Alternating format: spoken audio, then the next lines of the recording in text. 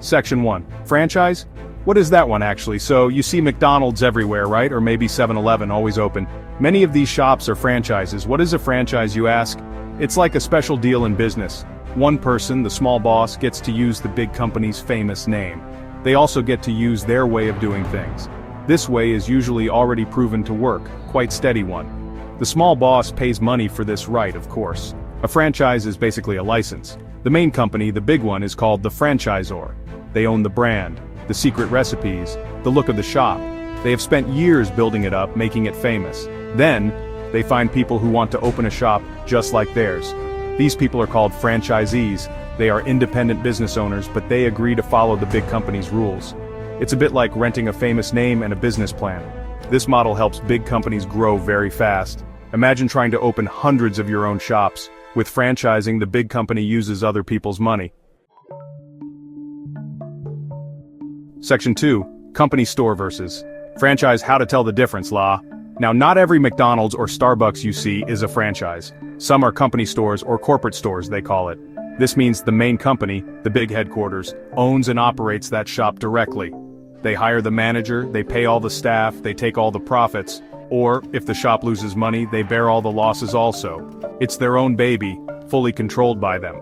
There's no independent owner for that specific outlet, just a manager who reports to head office. A franchise, on the other hand, is owned by a local business person. This person, the franchisee, has invested their own money. They signed a contract to use the brand and system. So the profits from that particular shop go to the franchisee. But they must pay a part of their sales back to the main company. This is usually called a royalty fee. The franchisee is the boss of that one shop, but they must follow the big company's rules strictly. If not, they can lose their franchise. Very serious one. The main difference is behind the scenes. Section 3. The big cocky and the small tauke roles explained can understand. In this franchise business there are two main players. We call them the franchisor and the franchisee. The franchisor is the big cocky, the main company. They are the ones who created the business idea. They own the brand name, the logo, the secret formula, everything. Think of McDonald's Corporation or 7-Eleven Inc. Their job is to develop the business system. They also need to protect the brand's reputation. This means making sure all outlets maintain quality, so the name stays good. The franchisor provides a lot of things to the franchisee. They give the initial training, show them how to run the business. They provide the operations manual, a thick book of rules. Section 4. The cost of joining fees, royalties, and that thick contract paper.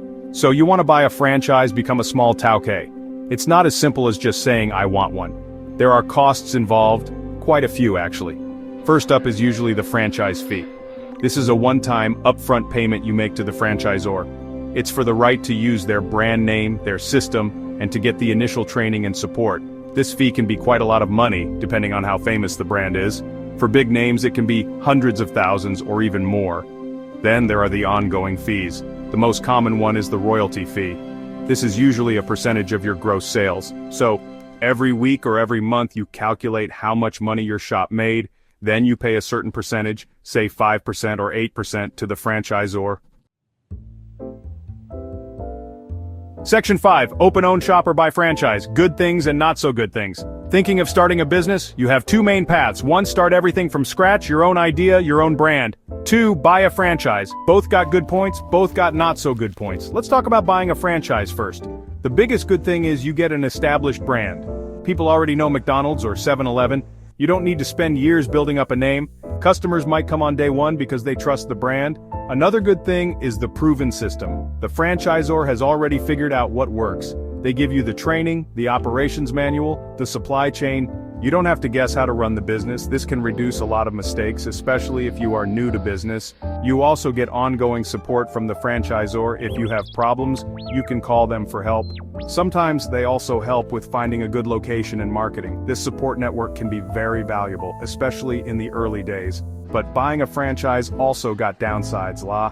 One big one is less freedom. You are the boss, but you must follow the franchisor's rules. Section 6. Success stories all over the place, from burgers to gyms, CA. When people think of franchises, usually fast food comes to mind first. McDonald's is the giant, of course. Everyone knows their golden arches. They have thousands of outlets all over the world, many run by franchisees. Subway is another big one in fast food. They sell sandwiches made fresh. Their franchise model also helped them grow very, very big. You see them in shopping malls near offices everywhere. These food franchises show how a standard menu and system can be copied successfully many times. But franchises are not just about burgers and sandwiches, you know. Look at retail. 7-Eleven is a perfect example.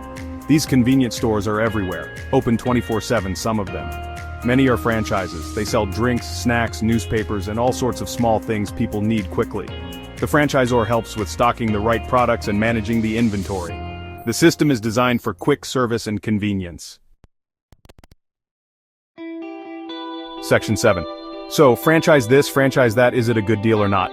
So, after all this talk, is buying a franchise a good deal? Like many things in life, the answer is, it depends, It depends on the person, and it depends on the specific franchise. For some people, it's a fantastic opportunity. They get to be their own boss, but with a safety net. They have a known brand, a proven system, and support from the big company. This can lower the risk compared to starting a completely new business from scratch, which can be very scary and uncertain. For someone who is good at following systems and procedures, a franchise can be a perfect fit. They don't have to reinvent the wheel. They just need to execute the plan well. If the brand is strong and the franchisor provides good support, the chances of success can be quite high. Many people have built successful careers and comfortable lives by owning one or more franchise units. They work hard, manage their outlet well, and the customers keep coming because they trust the familiar name and expect consistent quality. However, it's not for everyone. If you are very independent, very creative, and like to do things your own way, a franchise might feel too restrictive. You have to follow the rules, even if you disagree with some of them. The ongoing fees, like royalties and advertising contributions, can also eat into your profits. And remember, your success is also tied to the franchisor's success. If the main company gets into trouble or makes bad decisions, your local business can suffer too, even if you are doing everything right.